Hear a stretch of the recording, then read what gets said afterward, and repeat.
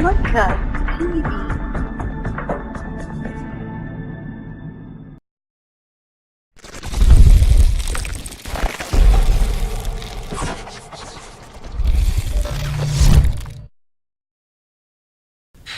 بسم الله الرحمن الرحيم. السلام عليكم ورحمة الله وبركاته. داود يالكسو دوادا برنامجka talawadaag oo aan idiin soo daadihin doono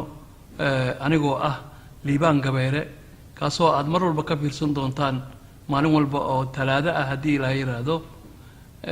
magaalada Toronto ee dalka Canada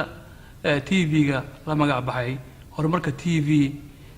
oo marka la soo gaabiyo loo yaqaano HTV. barnaamijyo badan baa ka bixi doona TV-geena anigu waxaan qaabilsanaan doonaa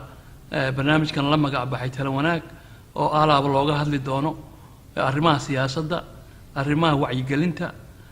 wax walba ku soo kordha dadka Soomaaliyeed qurbaha jooga iyo kuwa dalka gudihiisa ku noolba maanta waxaa barnaamijkeena marti noogu ah nin aad wada taqaanaan reer Toronto Soomaaliyeed badankeed laga wada yaqaano waa Cabdirasaaq Xuseen Geedi oo ah nin aqoon-yahan ah nin macallin sports ah oo kooxihii qaranka kubadda koleyga macallin ka ahaa nin waayo arag ah nin ka soo shaqeeyay siyaasadda Soomaaliya muddo aad u dheer una dhown dulaala arrimaha Soomaaliya ay ku sugan tahay maanta.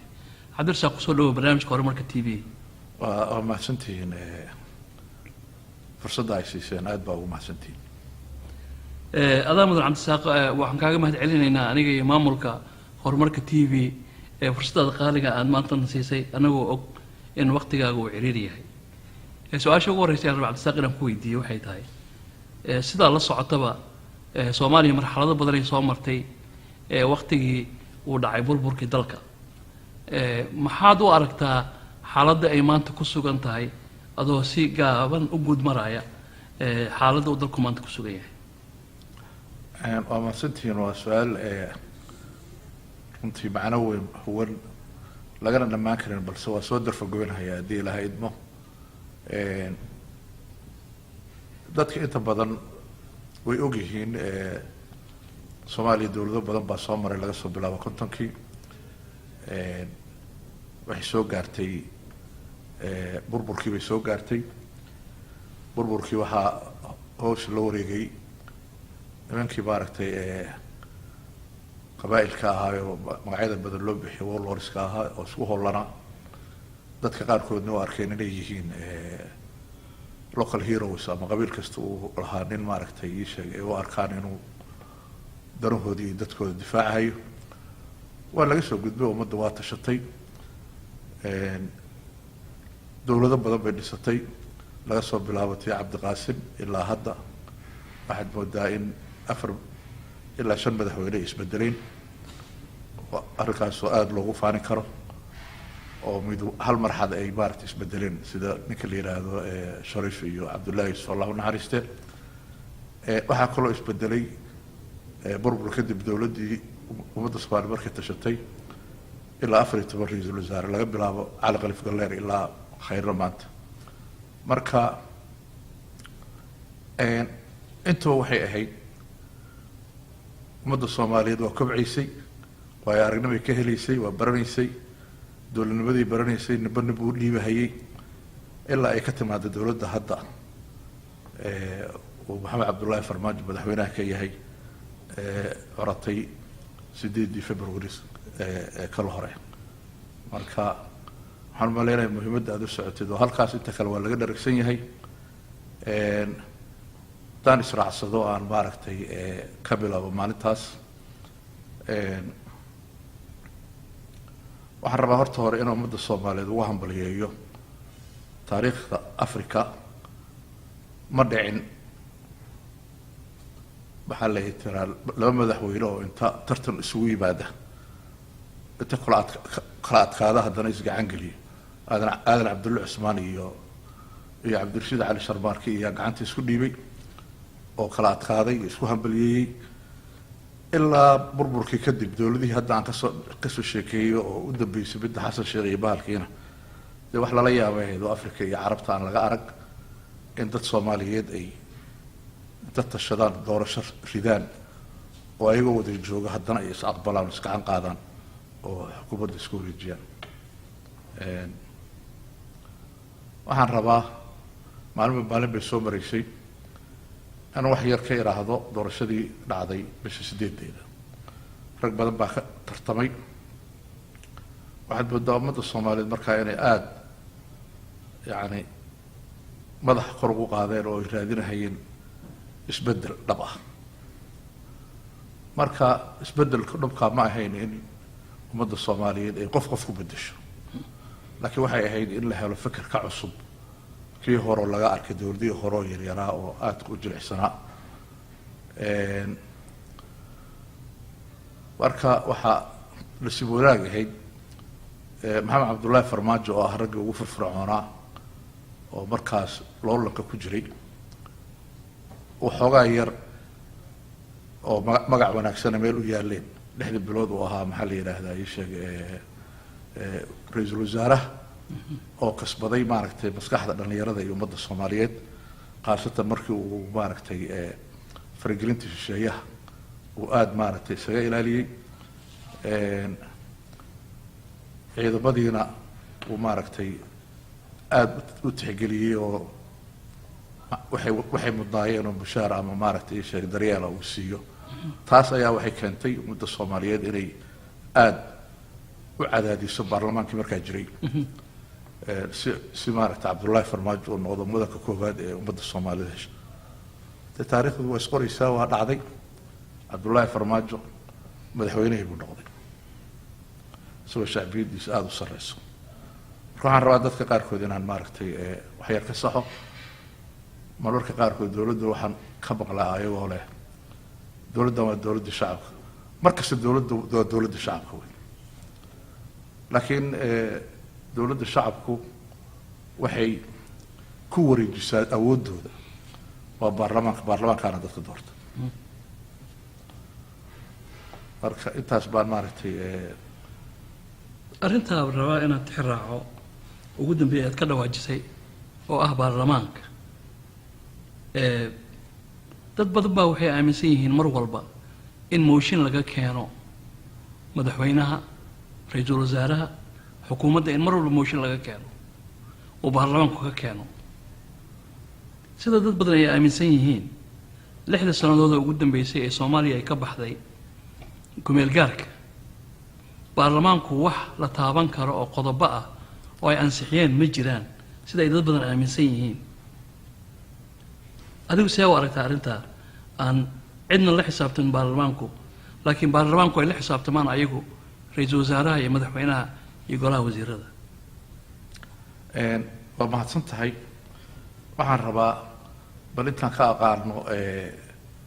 mooshinka inaan ummadda Soomaaliyeed bar tafsiir siiyo. waxaa laga yaabaa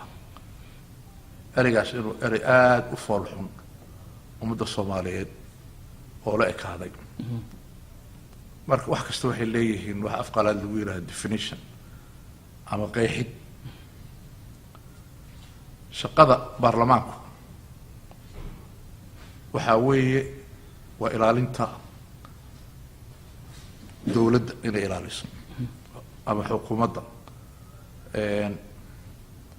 waxa laga ilaalinaya xukuumaddana maaha inay maaragtay ayaga waardiinahayaane waxa weeyaan siday shuruucda Soomaaliyeed ee dastuurka siday ugu dhaqmaan inay maaragtay maxaa la yidhaahdaa ay ilaaliyaan. haddaba ereyga motion la yidhaahdo markaan qeexo waa gar waay gar. ummadda Soomaaliyeed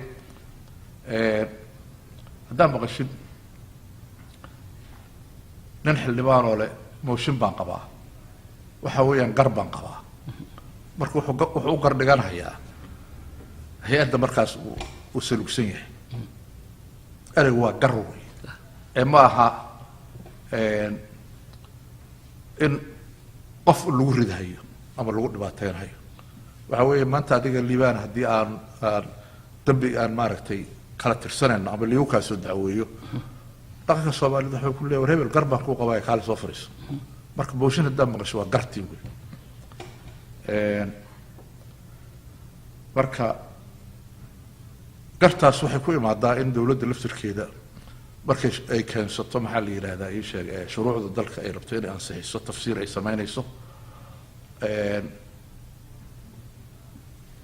fadhigaas kal fadhigaas waxa marka la fariisanayo waa dood waa gar waay waxaa laga gartamayaa waa shuruucdan la keenay oo dawladdu ay keentay ma waafaqsan tahay baarlamaan maxaa la yidhahdaa ii sheeg dastuurka diinteedu ma waafaqsan tahay marka waxaan rabaa inaan maaragtay bal warka arrinkaas aada iyo aad oo garta ah in hadda kadib bal xataa mooshinka laga daayo erebixin soomaaliyada fiican loo raadiyo waayo golahaas waa lagu garamaa waxaa ku garama xubnaha baarlamaanka ku jira ayagaa kala aragtiya bar baa laga yaabaa inay xisbiye yihiin oo kala aragti yihiin marka waxaa weeyaan sidiisuba waa gar waay haddaad ereyga mooshinka noqoto yaan laga baqin taas baan maaragta u deynahayaa haddaba waa maadsanta cabdisaaq inta aan kaa dhex galo inta aadan su-aasha kale aan usoo noqonin ama aadan dhamaystirin su-aasha aan ku weydiiyey daawadayaal waxaan rabnaa inaan markan u gudubno qadar yaroo xayeysiin ah oo aan idiin soo tabin doono dib ayaan isugu soo noqon doonaa insha allah markii ilaa yidhaahdo qadar yaroo commercial aan aadayna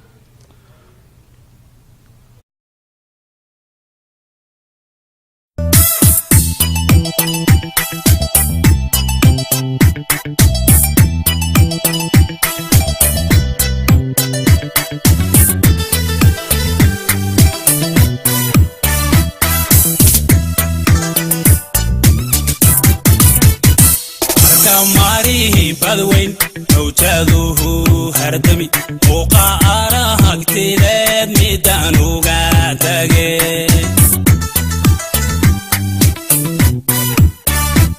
shumilihi satay mahadhiyo darta maxaan halihiisu maray manqaboojiyay marka marihi badweyn mawjaduhu hardami muuqaara hagtideed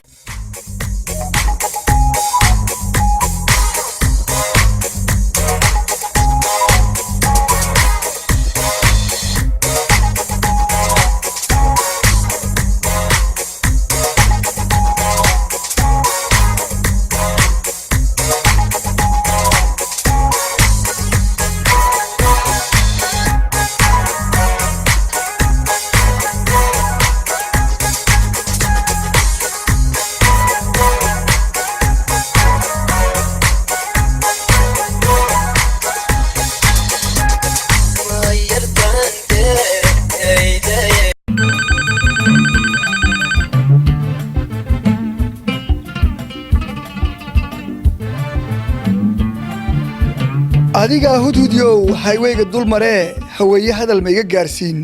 haddii aad hadal iyo hasaawo doonayso hore u qaado hudhud kaarka la yidhaahdo ileen hudhud kaama dhammaadee hadalkuyuu kaa dhammaan hudhud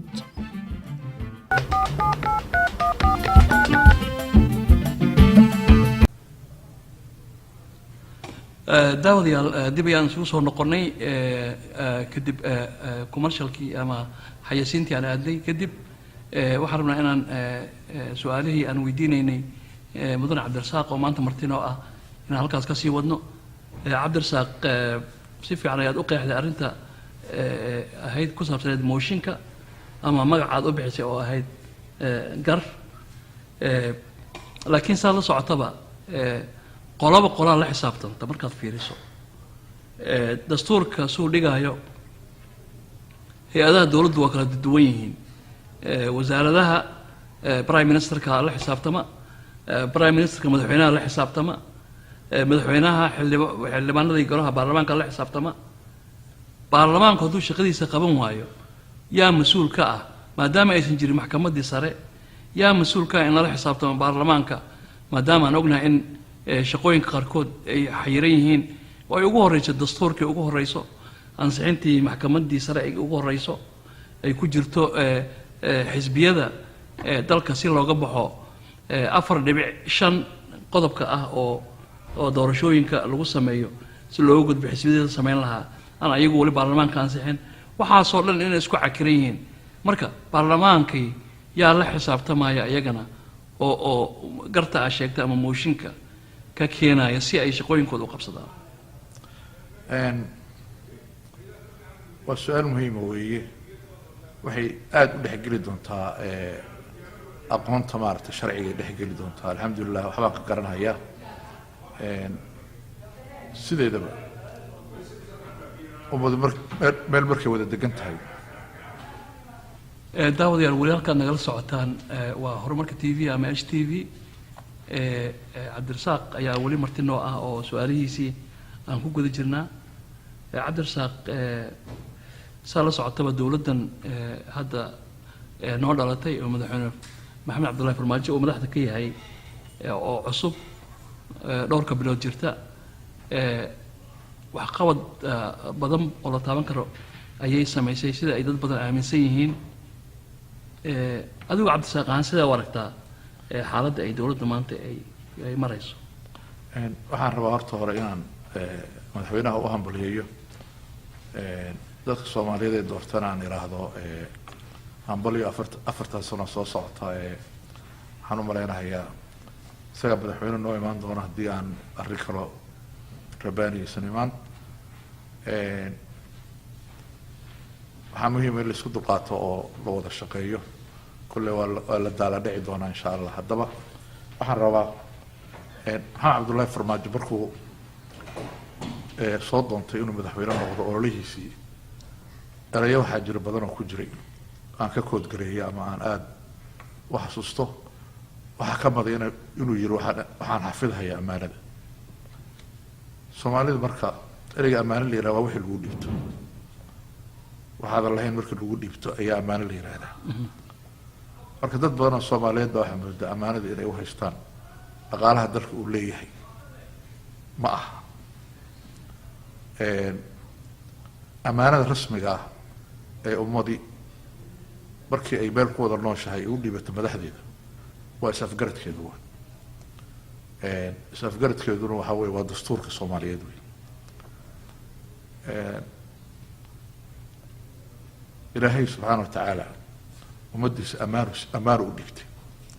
ammaanadda waa kutubka qur-aanka wey qofkii islaama oo kutubkaa dhowra oo ku dhaqma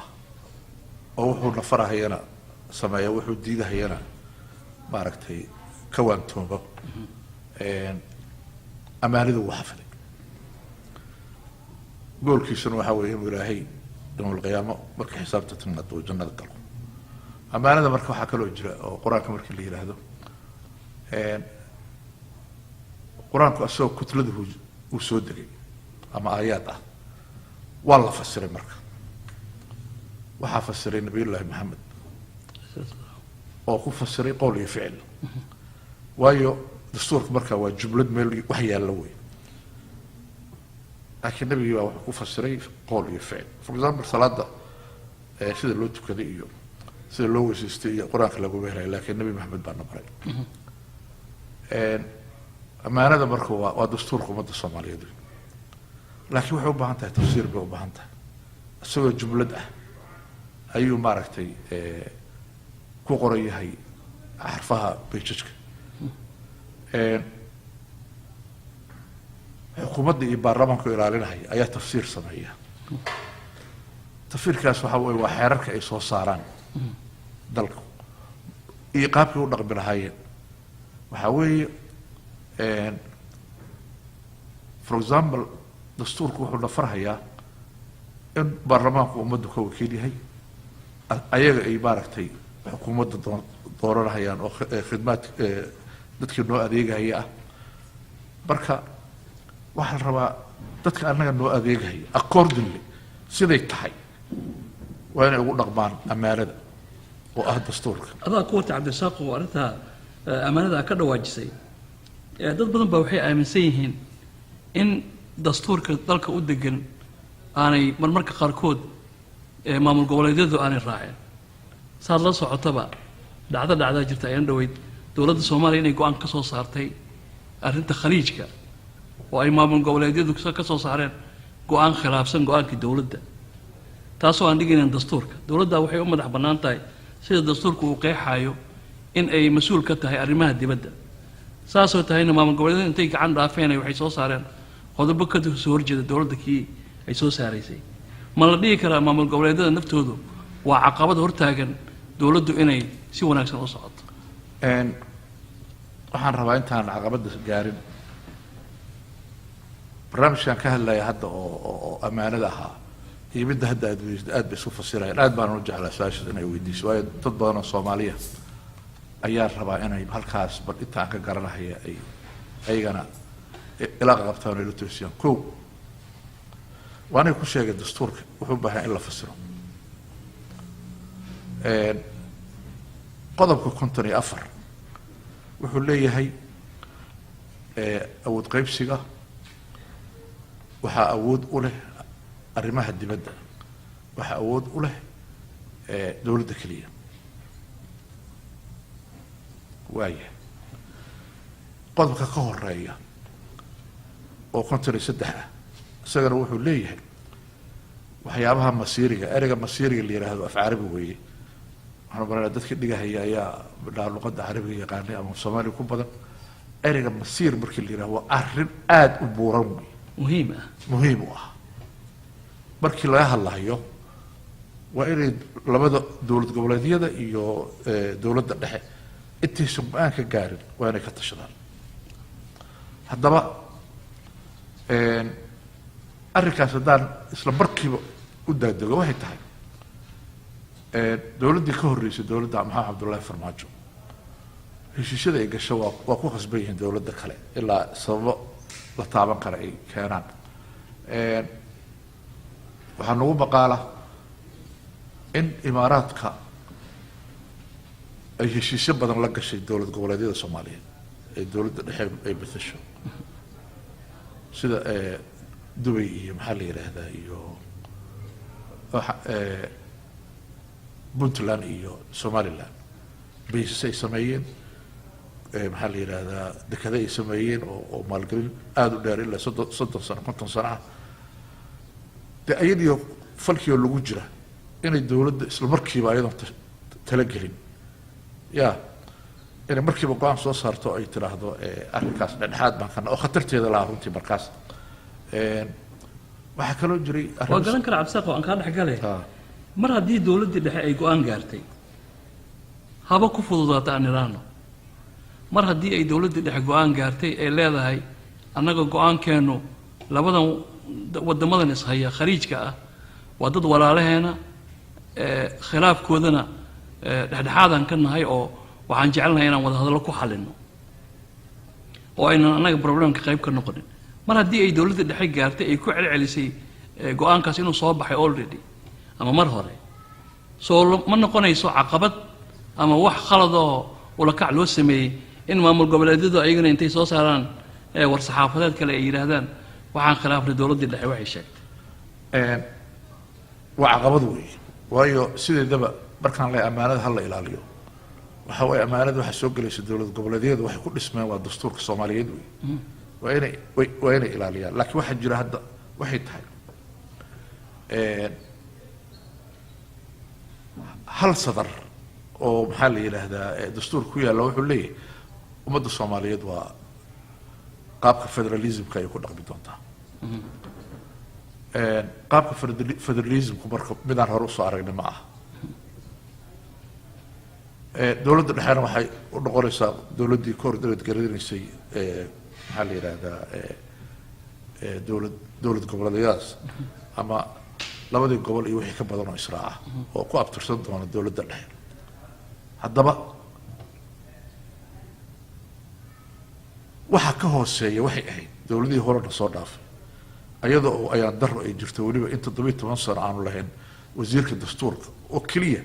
oo la rabay inuu waraaq shuruuc badan sameeyo. ereygaas waxaa la rabay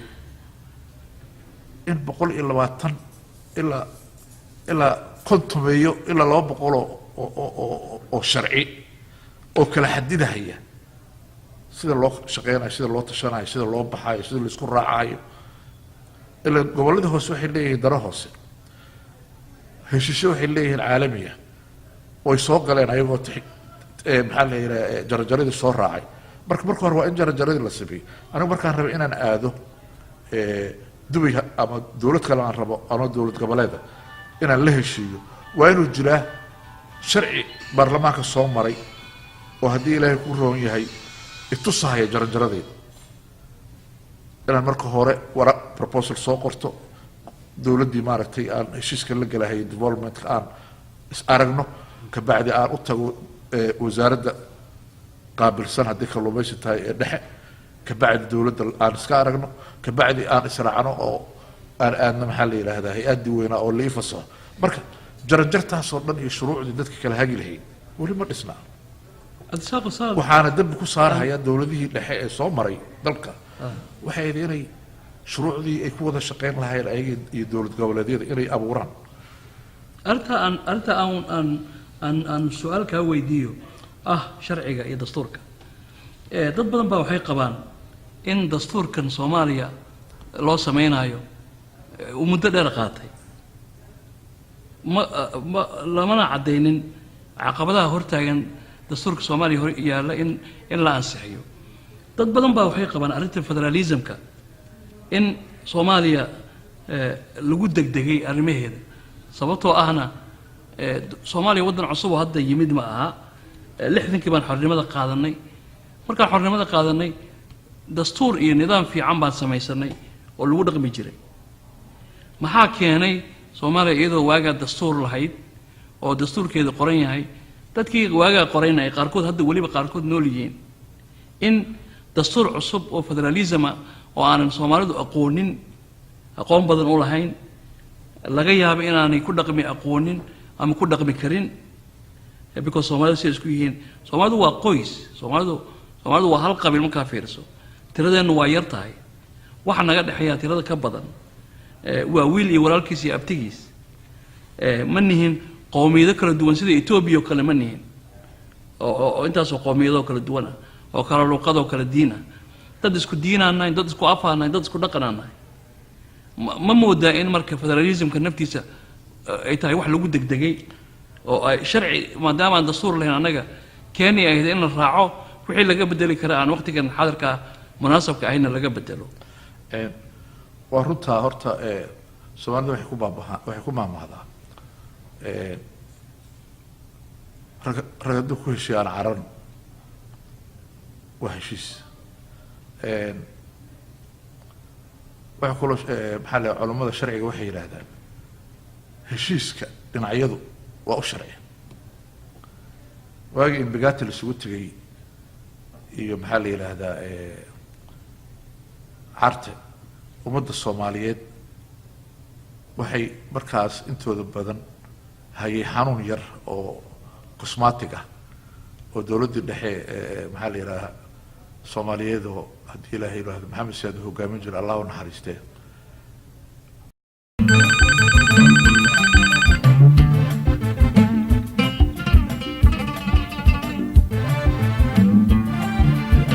adigaa hudhudyow hayweyga dul maree haweeye hadal ma iga gaarsiin haddii aad hadal iyo hasaawo doonayso hore u qaado hudhud kaarka la yidhaahdo ileen hudhud kaama dhammaadee hadalkuyuu kaa dhammaan hudhud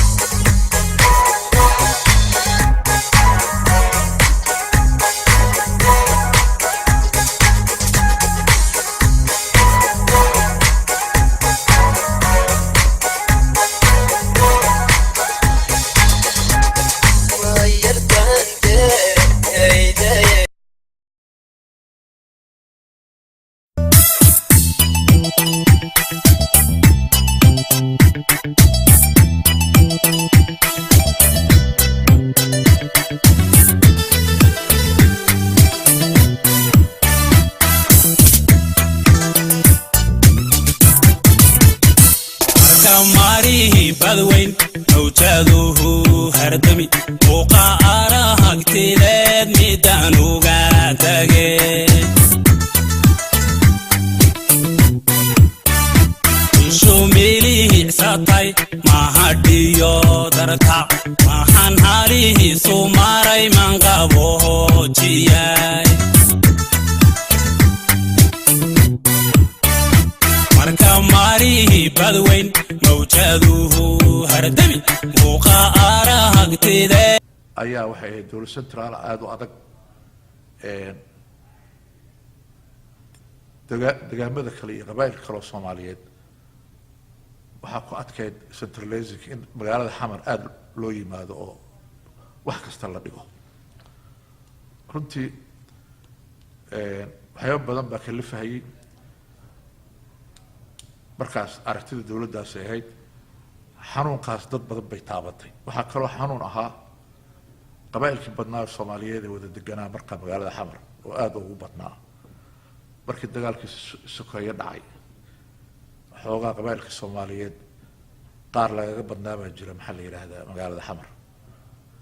ayadana waxay keentay oo soo dugaalay dowladnimada oo u badnaa karanayaal iyo ciidan iyo dowladda u shaqeeyo oo maxaa la yiraahdaa ummadda Soomaaliyeed laakiin magaalada xamar qabaa'il baa jiray oo baadiyaha looga soo ciidamay ka soo ciidamay karay ayadana xanuunkaas waxay keentay in Soomaalida mar dambe aysan qaadanin dowlad dhexe oo hal meel isugu yimaado maxma waa wax lagu tashaday ayadoo laga duulahay xanuunadaas tirada badan leh in arday Soomaaliyeed uu Hargeysa joogo oo jaamacad u soo aado xamar ama passport xamar u soo aado ama hadduu taliye noqonayo xamar u soo aado xanuunkaas ummadda Soomaaliyeed way yara dhibsatay saas awgeed waxay tiri warqolaba meesheed ha joogto laakiin qaabka federalismka aan qaadan lahayn iyo kaadirba ma haysan kaadir waxaa la yiraahdaa dadkii 60kii la soo tababaray ilaa yawmana hada waxay ku tababaran yihiin ama shuruucdii u tababaran yihiin ama dowladnimada iyo yaqaanin waxay tahay midii centralized-ka ah oo dhexe sidaas baan maaragtay ummadda Soomaaliyeed ay ku qaadatay xanuunkii ayadii marka waxaa la rabaa in laftirkeeda la saxo dhaqan dhaqaalaheena lagu daro dhaqankeena caadiga islaamiga lagu daro soo fahmin caadooyinkeena iyo taqaaliidkeega in lagu daro waxa ay qabaan islaamka inuu waxa qabo runtiina anigu waa dhaliilahayaa dowladihii soo maray maxaa la yiraahdaa carta ka soo bilow oo had waxaa jirta wasaarad u gaar ah oo la yiraahdo dastuurka aniga aan u macnaystay shaqadeedu inay tahay inay shuruucda dabaqdo inay shuruucda dabaqdo waa 170 beejo yar way dastuurka Soomaaliyeed ku meel gaarka maxaa hortaagan dhamaystirkiisa marka runtii ninaan aad saaxiib u nahay hadda wasiir waa ka yahay Mr. Xoosh aqoonyahana ah weli si khaas oo lamaana sheekaysan laakiin dad badan markii aan la hadlay waxaad moodaa in qaabkii dadkii lagala hadli lahaa ya hadda for example kaaboobe laba aqal baan leenahay aqalka sare wuxuu mathalaa oo keliya gobolada markii la rabo in badan la sameeyo ama la rabo in la xiliyo danaha gobolada ma aha in goboladii loo yeero representatives yani raggii mathalahayay labadii qof mathalahayay gobol kasta ama ka badan waxay tahayba baa waxay fadhiyaan aqalkii sare fadhiya ayagaa la rabaa in lagala doodo dastuurka ma aha in loo aado goboladii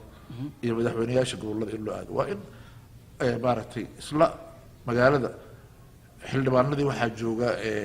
4.5 ku yimid iyo kuwii gobolada oo khasuusa shaqadooda ay tahay inay danaha gobolada ka hadlaan absaaqo dad badan baa waxay aaminsan yihiin in maamul goboleedyada madaxdoodu ay tahay awood kaloo jirta oo mar walba aad u moodo xataa inay challenge garayso ta dowladda federaalka arrinta caqabad ma u aragtaa saa sheegtayba aqalka sare waxaa mas-uul ka yihiin maamul goboleedyada laakiin markaad aragto waxaa jira barnaamij la yidhaahdo madasha oo la sameeyo oo madaxweynayaasha maamul goboleedyadu ay mar walba ku challenge garayaan dowladda dhexe ma warata inay caqabad tahay taas caqabad kaliya ma aha waa unconstitutional wey ma aha wax sharciya in labadii baarlamaan oo jooga in haddana laga agfaro madal kale